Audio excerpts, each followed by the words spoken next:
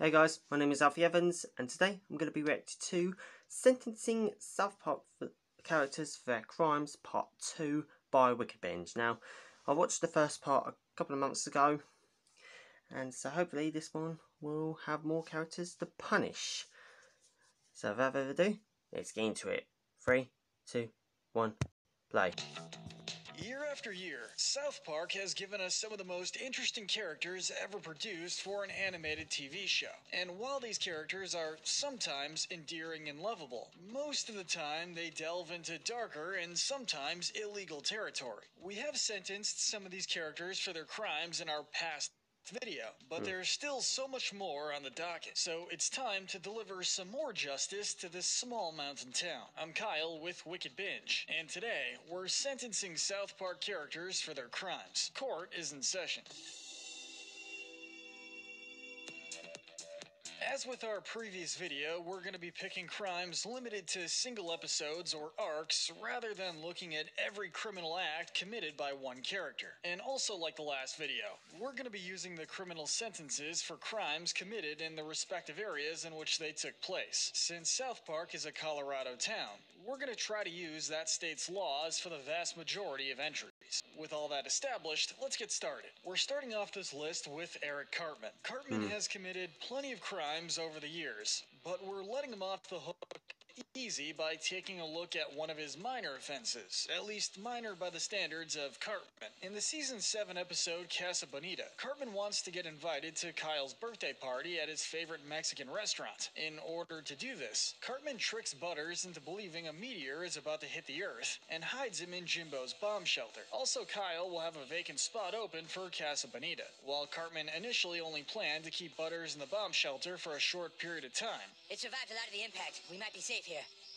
Kyle postpones his trip to Casa Bonita upon learning about Butters' disappearance. This causes Cartman to keep Butters down in the bomb shelter for over a week, making this crime a lot more heinous. While Cartman was arrested at the end of the episode, his punishment was going to juvenile hall for 1 week, which we think was far too lenient. That's why we're sentencing Cartman to 3 years in prison. This isn't one of Cartman's many violent crimes, but it was still quite dangerous and irresponsible to keep Butters down there for over a week. On trial next is Wendy Testaberger. For the most part, Wendy has been portrayed as a very smart, level-headed, and normal kid, but South Park fans who have watched from the beginning know that she too has a darker side. In a very early episode titled Tom's Rhinoplasty, Wendy becomes extremely jealous when Stan develops a crush on his substitute teacher, Miss Ellen. This, on top of the recent death of her grandmother, eventually drives Wendy insane, leading her to frame Miss Ellen as an Iraqi fugitive. Everything's going to be okay! As a result, Iraqi authorities shoot Miss Ellen into the sun via rocket, leading to her demise. This is not dissimilar to Cartman's actions in Scott Tenorman Must Die, wherein he didn't physically kill Scott's parents himself, but he caused them to die indirectly. As such, we're giving Wendy a similar sentence of life without parole for first-degree murder. Wendy has never quite sunk to this level again, so we're kind of wondering what contemporary Wendy would think of her actions here. Moving on to a less prominent but very scummy character, Skyler is up next. While Skyler may have only appeared prominently in 2 episodes, he made a very gross impression, especially during his debut in the episode Cat Orgy. Here, Skyler, who is 22, is dating Shelly, who is 12, and also disgustingly pushing her to have sex. Can't help it. I see your pretty lips and I want to kiss them. Even though it never gets to that, Skyler still kisses her and begs for it. He also makes the claim that he has other girlfriends who will put out for him, possibly implying that Shelly isn't the only underage girl Skyler has made advances towards. He also physically assaults Cartman throughout the episode. And as odd as it is to sympathize with Cartman, we'll take any chance we can to hold Skyler's feet to the fire due to his interactions with Shelly. So Skyler is being sentenced to 20 years in prison, and honestly, we'd like to give him a life sentence. While we're on the subject, let's move on to sentencing Mr. Garrison. Mr. Garrison has committed many crimes throughout the years, but he arguably sank to his lowest in the episode in which Cartman joins Nambla. Here, Mr. Garrison was using the alias Mr. Hammerhead in online chat rooms to meet up with children with horrible intentions. Hi there.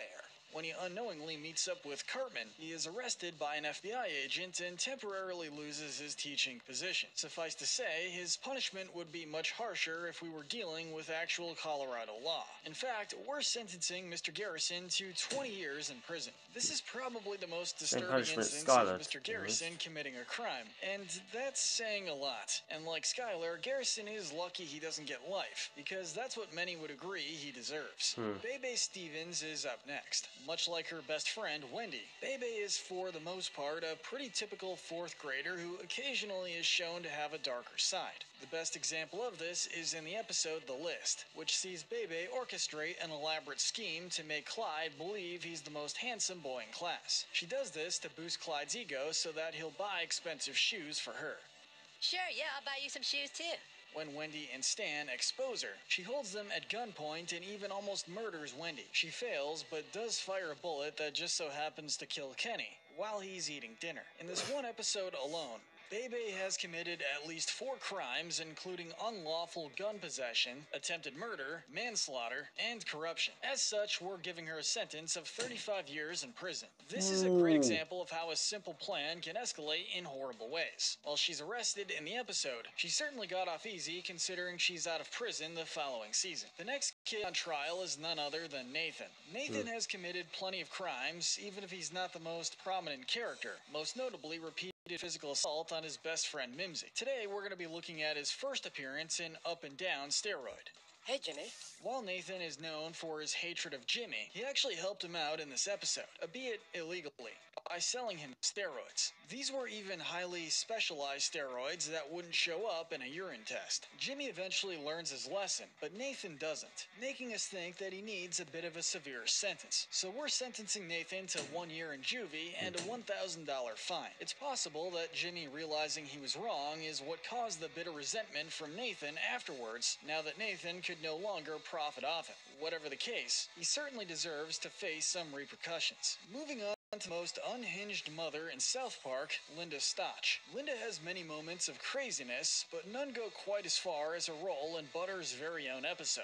Her intentions start off innocently enough as she gets Butters to spy on his father for a birthday gift. However, when Butters discovers Steven was cheating on her in a gay bathhouse, Linda loses her mind. She attempts to drown Butters in a river using her car, which thankfully doesn't work. Afterwards, Linda lies to the police by creating a false report stating Butters was kidnapped by a Puerto Rican man. For this, we're sentencing Linda to 30 years in prison with routine psychiatric care. Butters even admits near the end of the episode that he's probably permanently traumatized by the events that unfolded, and we can't say that we blame him. There's a reason the Stotches are frequently cited among fans as 2 of the worst parents in South Park. In fact, why don't we put Steven Stotch on trial while we're at it? Steven was complicit in lying to the police with Linda, so we definitely will tack that charge onto our ranking here. However, Steven is guilty of something far more severe. While Linda failed in her attempt to murder Butters, Steven has succeeded at killing someone on one occasion. I don't know what I'm doing anymore. In the episode Margarine, Steven and Linda believe Butters is dead and will return as a demon. When Butters does come home, the couple lock him in their basement. Steven then invites a saleswoman named Rachel into their home, kills her with a shovel, and drops her body in front of Butters so the demon can feast on her corpse. So we have to give Steven life without parole for this action alone. He never faced any prison time as far as we can tell, so we're willing to bet he disposed of the body efficiently. And the worst part about this crime is that all Butters wanted were some SpaghettiOs, making this murder completely unwarranted. Moving on to Chef. While Chef occasionally was known for informing children about inappropriate subjects, it never evolved past that. This all changed in the episode The Return of Chef, wherein he talks about his desire to make love to children. That's right. When the boys investigate this, they find out that Chef's mind was warped by the Super Adventure Club, an organization that travels around the world, brainwashing people into preying on children. Because of this, we're sentencing Chef to be placed in a psychiatric facility until his brainwashing can be fixed. Hopefully brainwashing is something that can be undone, but Chef has to be remanded in a facility until he's fixed. As Kyle says in the episode, you can't blame Chef for his actions. The blame lies on the fruity little club for scrambling his mind. Next up, we have both Jimbo Kern and Ned Jablansky. Despite being very passionate about their gun use, the crime they're being convicted of today has nothing to do with firearms. Instead, we're taking a look at the episode Scott Tenorman Must Die, which sees the two helping Cartman out in a very bizarre way. They teach him to spy on Scott Tenorman through binoculars in order to find a weakness Cartman can exploit. That's already questionable, but when Jimbo and Ned realize Scott's parents are about to have sex, they immediately shift their focus to watching them. It turns out they weren't the only people watching the Tenormans, as many other men are seen running out of the bushes when they're caught. But we're sentencing Jimbo to 6 months in prison, and Ned to 2 years for an additional charge of indecent exposure. While these guys may consider themselves to be stealth experts, this is definitely not the way to make use of that skill set. But real quick, before we get to our last entry, if you're enjoying this sentencing format, make sure to check out our Cinema No one's been Sentencing sentenced to channel. death yet. We'll actually be sentencing characters from live-action movies and television series over there, and we'd love to have you go check it out. Link below. Finally, we'll be wrapping up today's sentencing video with Randy Marsh. The head of the Marsh household has done many questionable things over the years, many of which have resulted in him breaking the law. Out of all of his offenses, the one law he seems to break the most is assault. This is best demonstrated in the episode The Losing Edge, where he constantly gets into drunken fights with other parents at baseball games. Is it for what? Arresting me for what? I'm not allowed to stand up for myself? This causes him to rack up numerous assault charges and gets frequently arrested by the police, only to return to the games and do the same thing. This initially annoys the children until they realize they can get disqualified from playing this boring sport if Randy continues to cause a ruckus. While the kids may be thankful, the law is not, which is why we have to give Randy 2 years in prison with a possibility of parole. We actually think we're letting him off easy, as the amount of assaults he's guilty of here might actually rack up to a higher charge altogether. But let us know in the comments section which South Park characters should answer for their crimes next, as well as other cartoons and shows that deserve a docket. Okay. I think some of these punishments were actually quite harsh. Like, for example, Wendy, she was given life without parole. Damn. She is going to be spending the rest of her life in prison. However, like I said, no one in this video has been sentenced to death, which a lot of these people have gotten off lucky, right? So that was Sentencing South Park Characters for Their Crimes Part 2 by Wickedbinge. So if you guys enjoyed it, please like, share and subscribe if you haven't already. And also go subscribe to Wickedbinge if you haven't already. As always, until next time, peace.